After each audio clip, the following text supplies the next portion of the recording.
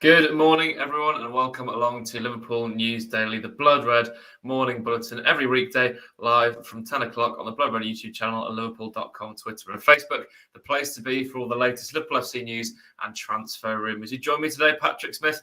I'll be on hosting duties this week, and I'm alongside Ben Boxshak at Liverpool.com as we go through a couple of transfer rumours this morning.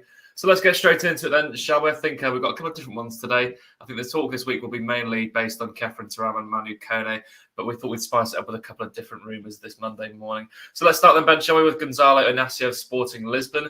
Apparently, contract talks have frozen between him and his parent club Sporting, made links with Liverpool. That's according to O Jogo, a Portuguese publication. The defenders put a stop to negotiations over an extension in the Portuguese league as he awaits the market. Now, what do you make of this one, Ben? Yeah, it's an interesting one. I mean, in terms of profile, he's the right kind of profile, he's young, he's a left-footed centre-back, and obviously Liverpool needs someone on the left side behind Van Dijk. I think just looking at Konate hasn't really done that well on the left side. He seems way more comfortable on the right. Same with Joe Gomez and Matip. I can't remember the last time we saw him play on the left side. So I think there is space there for Inacio to come in and be a backup to Van Dijk.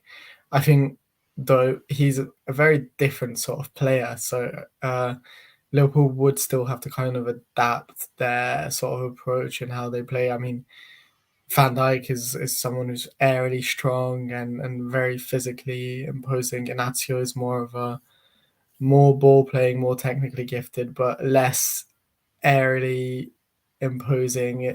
He doesn't win as many duels. I think he's considerably shorter than Van Dijk as well. So it'll be interesting to see how he would fit into Liverpool and the Premier League. I mean, I'm not saying short defenders can't necessarily make it, but I think that is something to keep an eye on.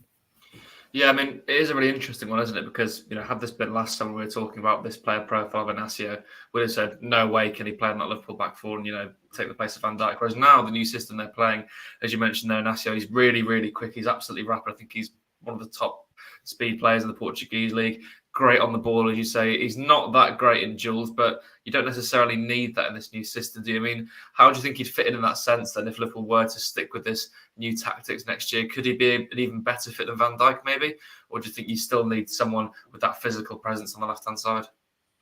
I think the defenders haven't really changed. I think the centre-backs still need to be players who are physically imposing and who can win their aerial duels and can run in behind and make a lot of recovery runs. And I think in that sense doesn't necessarily fit, but it's all up to the Liverpool recruitment team whether they see that they want that left-sided centre-back to change. I mean, it's difficult to find someone who's very similar to Van Dijk and a like for like. I mean, I think the only one who I really saw in the Premier League in that role is Colwill, but again, I think he seems very set on going to Brighton, and I think rightfully so. He needs regular minutes, and I can't see him getting that at Liverpool just yet.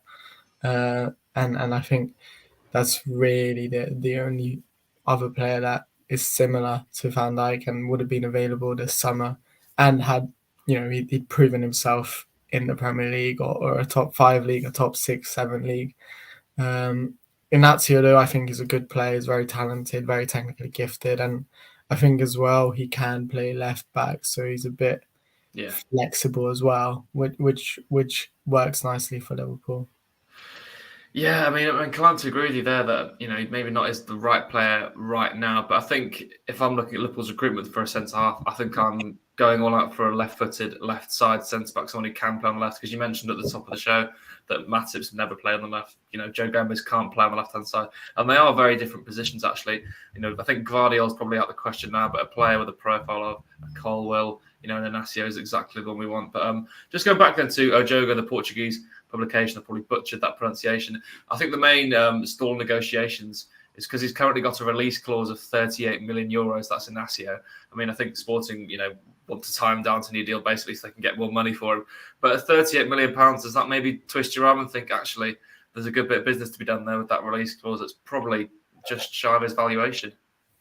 Yeah, it's a good deal. But then again, 38 million for someone who isn't necessarily the perfect fit and would only be a backup option anyway, then I think given Liverpool's budget, still a bit expensive in that sense. I don't know if Liverpool would be spending that much money on Inacio if they are to sign him. I don't think they would pay his release clause anyway. And then again, Sporting would probably ask for more because he's one of their key players, so they don't want to be losing him for um, that for that much money anyway. That's what it seems like based on contract negotiations. But from Liverpool's point of view, you've paid 30 to 40 million up front from McAllister. Would you be willing to spend the same amount on a backup left-sided centre back who doesn't necessarily even fit the profile of what you're looking for? Yeah, completely agreed. I mean, as good as that release clause may look, 38 million is still actually a lot for a centre half who probably won't play all season, because when Van Dijk is fit and ready, you just would start him. So maybe, I think maybe leave that one on the back burner for now. He's also linked with Man United, so you never know, he may end up there. We could have been talking about a Man United player this whole time. Well, anyway, let's move on to another player who's been linked with both Liverpool and Man United, Adrien Rabiot. According to the Gazzetta dello Sport, Juventus have not lost hope of extending the contract of the Liverpool-linked midfielder. I mean, what do you make of this, Ben? We've spoken a couple of times, haven't we, about Adrien Rabiot? I think our colleague and friend Emmett Gates has spoken at length about Mr. Rabiot. I mean, what do you make of these rumours? Do you think it's a good deal for Liverpool? He's got, I think his contract's up this summer. Is it next summer? And that could be a good deal on the cards for Rabiot. He's a pretty talented midfielder on his day.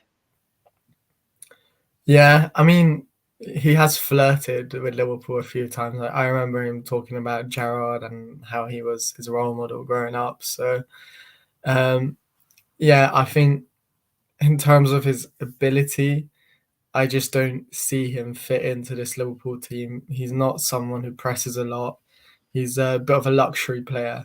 And I think right now Liverpool can't afford to have any luxury players. You need a lot of energy in the midfield. And if you look at the type of profiles that Liverpool are considering and have, very credible links to, the likes of Kepa and Thuram, Gabri Veiga, Manu Kone, they've all got an abundance of energy and they cover a lot of ground in midfield. And I think that's the type of players Liverpool will look for. And that's the type of players Klopp likes, who will press, who will make recovery runs, who will just run about 24/7 on the pitch and bring a lot of energy into the Liverpool midfield. Yeah, I mean, it's a good point you make there, isn't it? That he maybe doesn't have the energy that Jurgen Klopp would need. But I mean, his contract is actually expiring in, I think, 2 weeks' time when the end of June comes around. But I mean, would you not even take him on a free transfer? Ben, do you not think there's potential there that Klopp could, change him into maybe a number 6? Is there any use for him in the Liverpool squad at all? Or do you think this rumor is basically rubbish? I think it's a bit rubbish. I think it's the same with, Tielemans, who was available on free and went to Aston Villa. Yeah, it sounds good. You're getting a Premier League midfielder and Liverpool need midfielders, but the same with Rabiot, you're not necessarily a Premier League midfielder, but you're getting someone who's played in the Champions League a lot, was in the French World Cup squad, but he's, again, not necessarily the right profile and probably would be asking for a lot of money as well in terms of wages. So in that sense, I don't think it makes sense. Liverpool have better targets, and even as tempting as they are on a free contract, because it just sounds good, you're getting a high pedigree player. I think what is more important is whether they actually fit the project. You don't want to be ending up with someone like Arthur Melo, who you kind of scrambled for. It sounded good. He's played for Barcelona, played for Juventus, Brazil international. I mean, obviously, he was very unfortunate with the injury that happened as well. But even when he came back from injury and even before that, he was very much not in Klopp's plans. Yeah, I mean, Rabiot just would be a huge step backwards. And I mean, completely the wrong player profile Liverpool need, as we've touched on there. And the last thing you want to happen is have a player tied down to a 4-year contract on the ridiculous money he'd want. I think the main thing as well is that this report from Gazzetta says that he's basically unhappy at the lack of Champions League. That's why he's going to leave when his contract expires at the end of June. I mean, obviously Liverpool aren't in the Champions League next season, so there's just no way I could see that transfer happening to us. What a great use of time that was. But anyway, we'll wrap the show up there. Thank you for joining me, Ben, and thank you to all of you as well for watching along on the Blood Red YouTube channel and Liverpool.com, Twitter and Facebook. We are live every weekday at 10 a.m, so make sure you stay with us for the latest Liverpool FC transfer news and rumours. But for now, for myself, Patrick Smith and Ben Boxshak, thank you so much for joining us. Catch you again tomorrow.